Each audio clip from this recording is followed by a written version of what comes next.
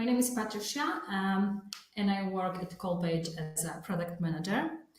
My task for today is to tell you about common mistakes that marketers and salespeople do when they try to sell something over the phone.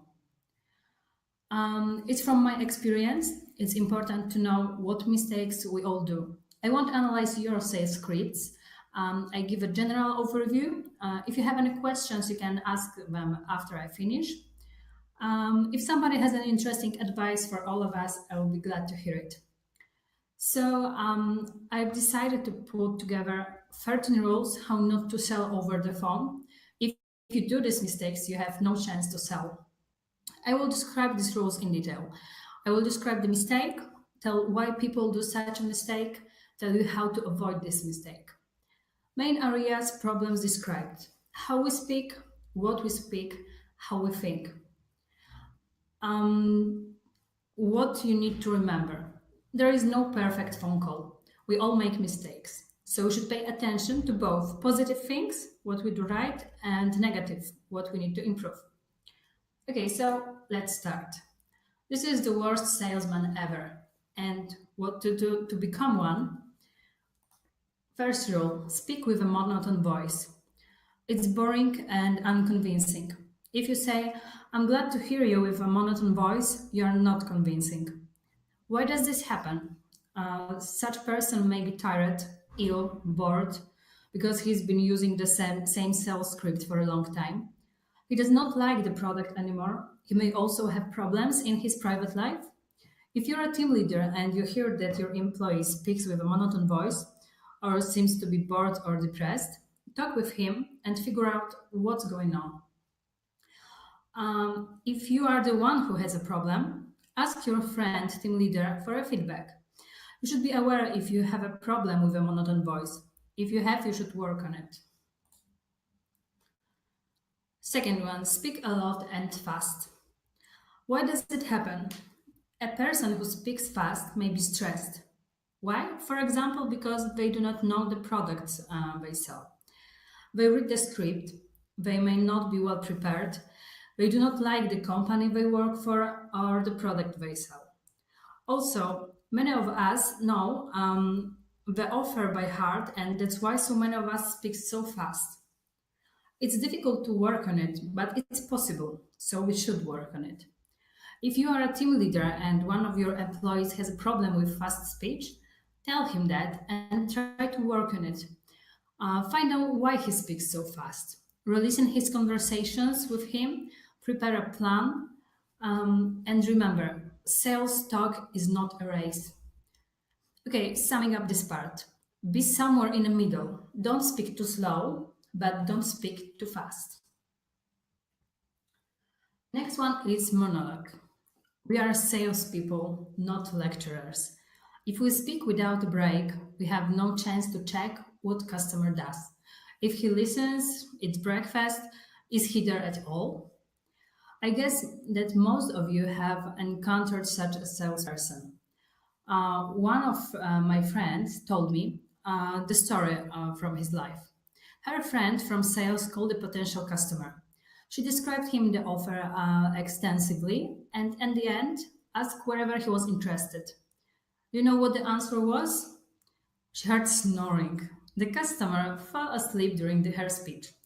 I'm sure you don't want it to happen to you. When you present your offer, try to stop for a minute and listen to your customer.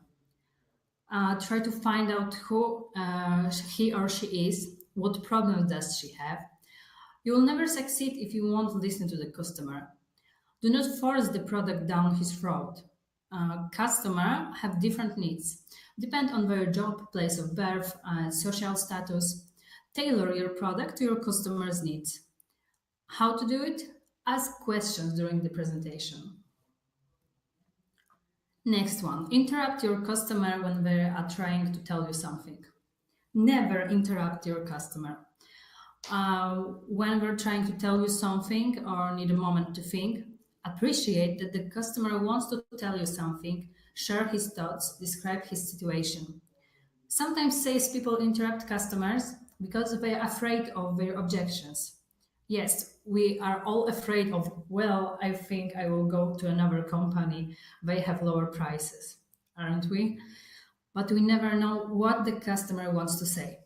Example, customer says, well, as for the price, and you're saying, but we've got the best quality, is the best product in the market. And now the customer is irritated because you interrupted him. He may not want to buy from you. And maybe he wanted to say that the price is okay, but he does not have money for the product this month and would like you to call him next month. Please don't lose your chance of closing the sale by irritating your potential customer. Now let's move to another area, what we speak. Never use your knowledge about the customer and never do research. Too many salespeople call a company they know nothing about. Many salespeople call me and say, hi, I want to talk to somebody from your marketing team. And I think, well, you should have checked information about our company in the internet and check who works in our marketing team. Then you wouldn't call people from the sales. We also receive cooperation proposals from companies that already work with us, which is rather ridiculous. I'm sure that many of you have encountered such a situation. I guess we all agree that doing this is not okay. So use the power of the internet. Do your research and find out what the company you call does and who you need to talk with. Learn who works in a given company and is responsible for making decisions. If you do this, you won't be treated like a nuisance or enemy. If you know people from the company you want to call, ask them for information about the company. Remember, it's not the number of calls you do that matters, it's their quality. Next one, focus on yourself. Many salespeople focus on themselves and their product. However, if you really want to sell your product, you should focus on your customer, what he needs, and tell him how your product can make his life better. This is what your customer is interested in. Convince him that your product can solve his problem. Each and every conversation with the customer should be a conversation about him, not you. That's why you should focus on your customer's needs while remembering that your goal is to sell the product. Example, a car dealer calls you and describes his offer without asking you what type of car do you need. For two people, for a family, for longer or shorter distances, how much you would like to pay for it, and whether you actually need a new car. It's not convincing. But when the car dealer starts inquiring whether the car you have is living up to your expectations, he may actually convince you that you should buy a new car. No questions. No questions is a monologue, and monologue is bad. We, as telemarketers, should ask questions and engage our customers. Sometimes people just don't want to talk, but sometimes they want to talk and share their opinion. If we want to react to this and go on reading the sales script, we'll lose any chance to sell. Selling over the phone should look like a conversation. And when you talk with your friends, for example, you do not talk only about yourself, but you interact with your interlocutor. Ask questions about what they were up to. So remember to interact with your potential customers too. We all like to talk, right? Ask right questions, and your customers will start talking about himself and his pain points. And that's a good beginning, because when you know what problem he has, you can tell him how your product will solve the problem. Sales talk without questions is like going to a doctor who does not ask what's wrong but immediately prescribe medicines. Interrogation. It's good to ask questions, but do not overdo it. The worst what we can do is interrogating our customer and not paying attention to his answers or giving inadequate answers. Our sales scripts usually tell us how a sales talk should look like. It is, however, easy to overdo it and bombard your potential customers with questions. How much do you pay for your internet? How fast your internet connection is? How often do you use internet? Why did you choose this particular internet service provided? Etc. The customer answers, the salesperson also answers, I see, and then goes on reading his offer without taking customer's answer into account. So remember, we are salespeople, not police officers. The next one is inappropriate or vague word choice. Do not use words that customer don't understand. For example, when you go to a shop to buy a computer and you know nothing about computers, you expect shop assistant to explain to you what computers they have and which one is worth buying. However, if the shop assistant uses jargon, you get confused and usually resign from buying. Carry out a small experiment. Pretend that you want to buy a car. Go to a car dealer, tell him that you consider buying a car, but you know nothing about cars, and see how he behaves. If he uses jargon and speaks a lot about technical details, engine, etc., then you will know that he shouldn't work in sales. That is why it is important to use words that your customers understand. You have to use specialized vocabulary, explain what the words you use mean. Thanks to that, your customer may actually learn something from you. If he learns something, he is more likely to come back to you. It depends on the customer you have, but you also should be careful with colloquialism. Okay, let's move to another problem. What and how we think. No plan whatsoever. No plan means failure. Okay, I will stop here. I see the question. Are we going to receive a link so we can rewatch the webinar? Yes, we always send you a link with the recording from the webinar. So don't worry if you're late and you want to watch whole webinar, you will get here a link later. Okay, so coming back, no plan whatsoever. No plan means failure. You should know what you want to accomplish during one sales call. Of course, sometimes it does not depend on us. Sometimes a manager or director calls and say, listen, John, last month you closed 100 sales. This month you should close 200 sales. But it's still good to have your own goals for a day, week, or month. Don't leave everything for the last week of the month. You should have a plan and organize your call schedule. Plan your sales calls. Know what you want to achieve, like maximum and minimum, during one call and whether you actually achieve it. Remember, you should realize your objectives, not your customers. Next one, don't know what your next step is. For example, I received a call from a salesman who wanted to deliver fruits to our office. He took my email address and said, okay, thank you, I will try to contact you. He didn't tell me when. So remember, always tell your customer when you will contact them and what you will talk about. Don't say, okay, I will contact you next week to ask if you're interested. Say, I will contact you next Thursday at 10 to ask whether you're interested in our offer. Will you be available at the time? Yes? Thank you. Always specify the time and a date and what will happen at the time. Tell him that next Friday you want to talk about your offer or signing the contract, etc.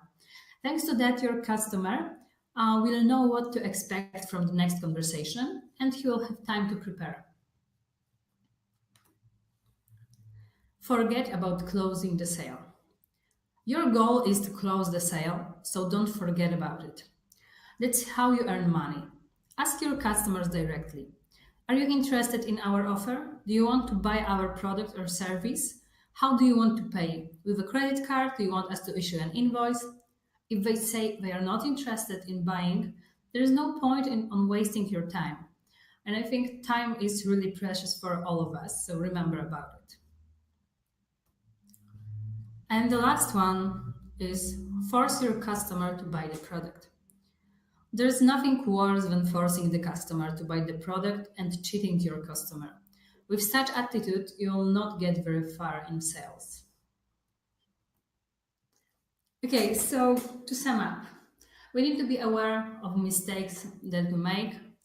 We need to improve our sales script and our conversations with our clients. But we need to remember there is no perfect phone call. We always will do mistakes. We just need to remember how to become better.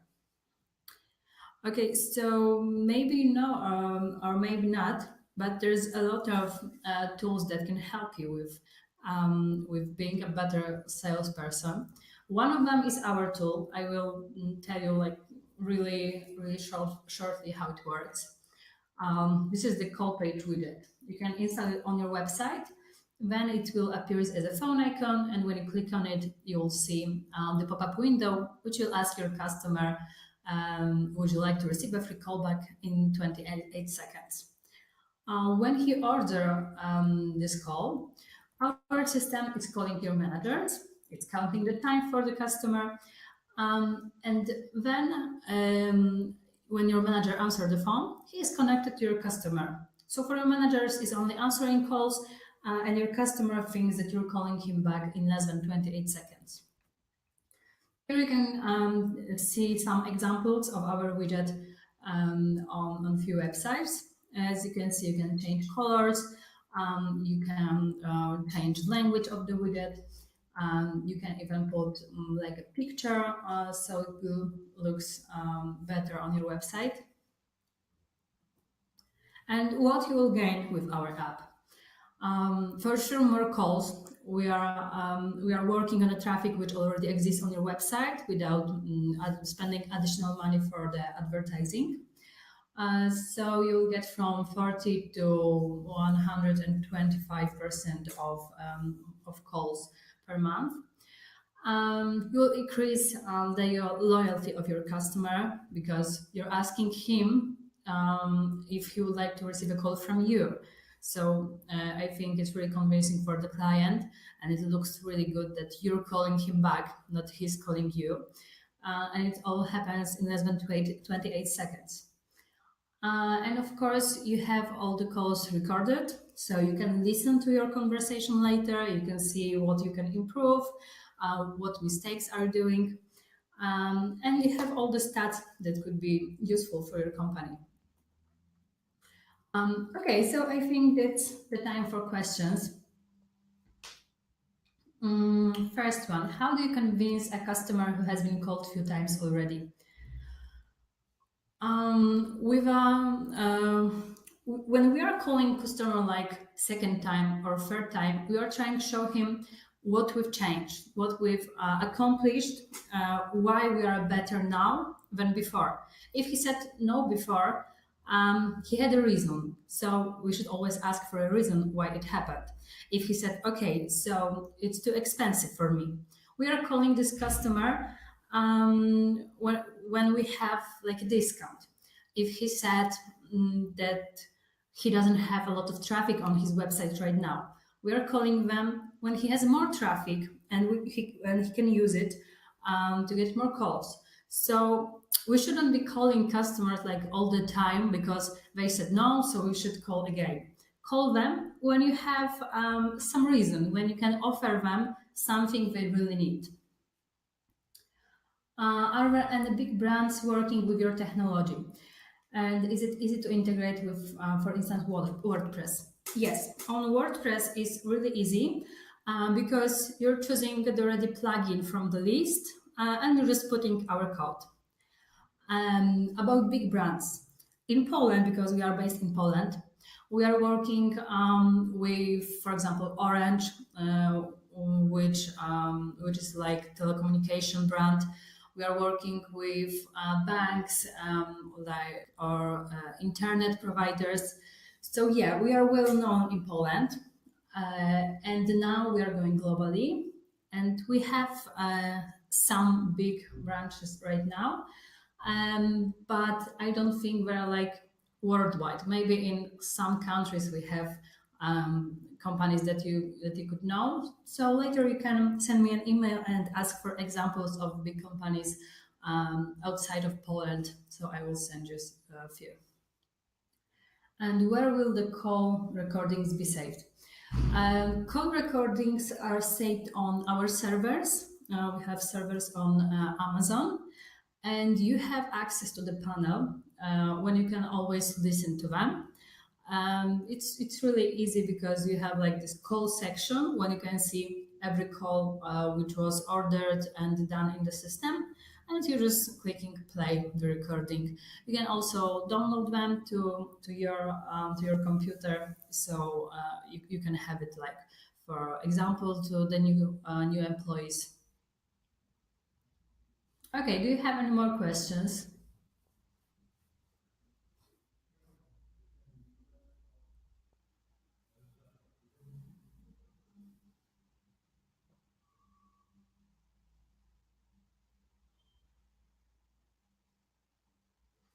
What is a good approach? First, one or two sentences to use when doing second call follow up.